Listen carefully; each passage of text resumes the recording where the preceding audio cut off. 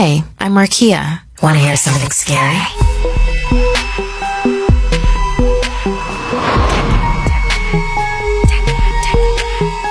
Who doesn't want to unwind and relax after a long day of schoolwork?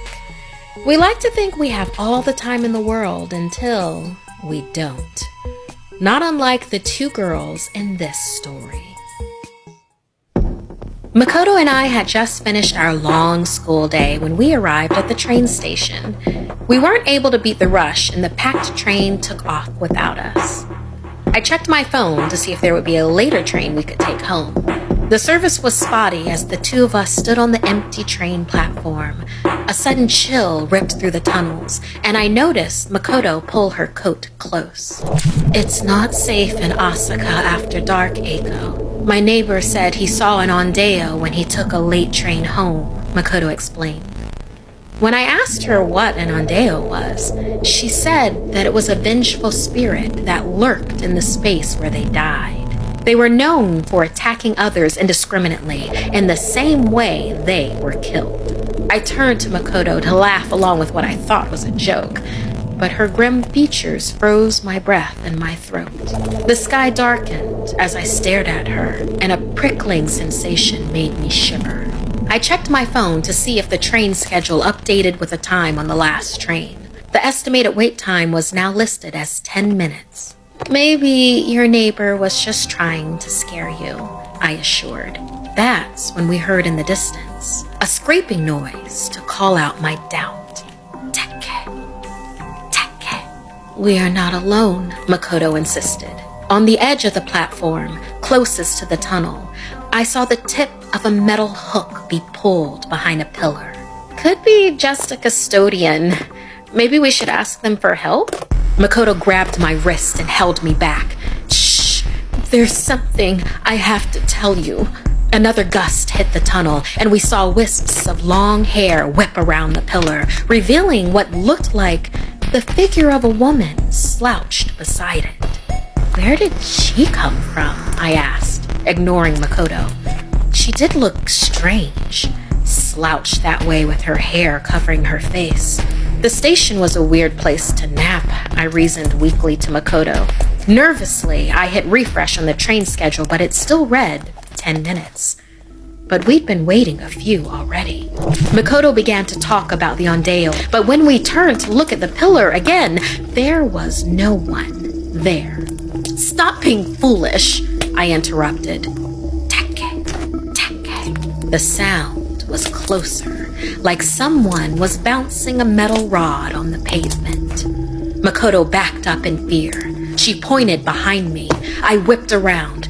Something was scuttling towards us. It carried a long object behind it.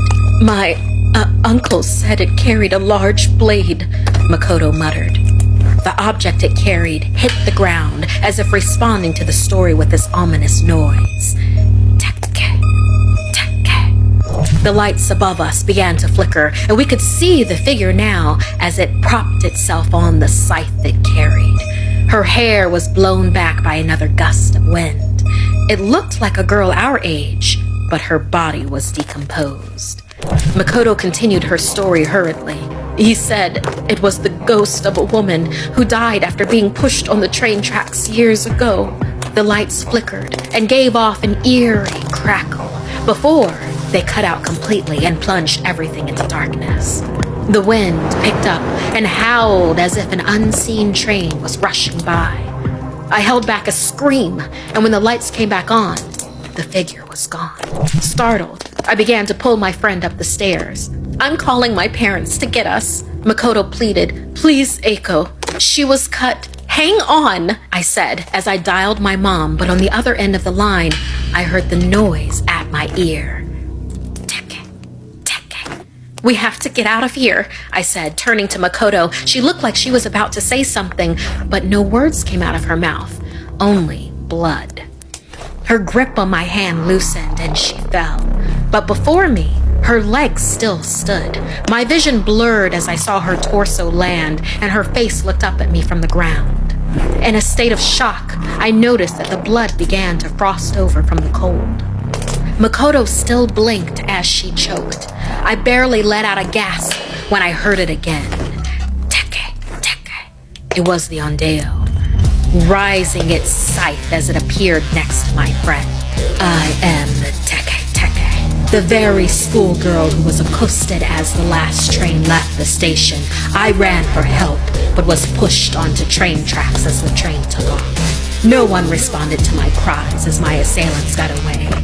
They just averted their eyes. The train sliced me in half, leaving my body in the severe cold that just froze me in an agonizing slow death. I grabbed a metal plate and hit the tracks over and over, ignored until I became an ondeo. With my scythe made of the very metal of the tracks I died on, destined to do unto others as was done unto me if they didn't share my story, it said, then pointed to my friend.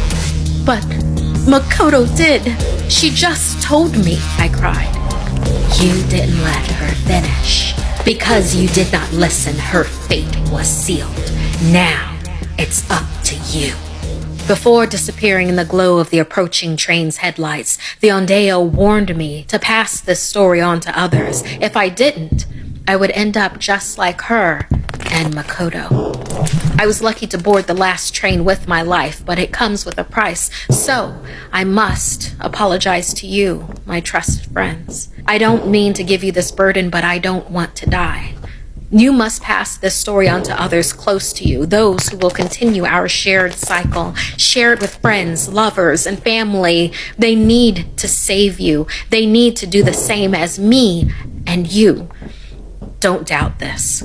Our teke teke will come for us all.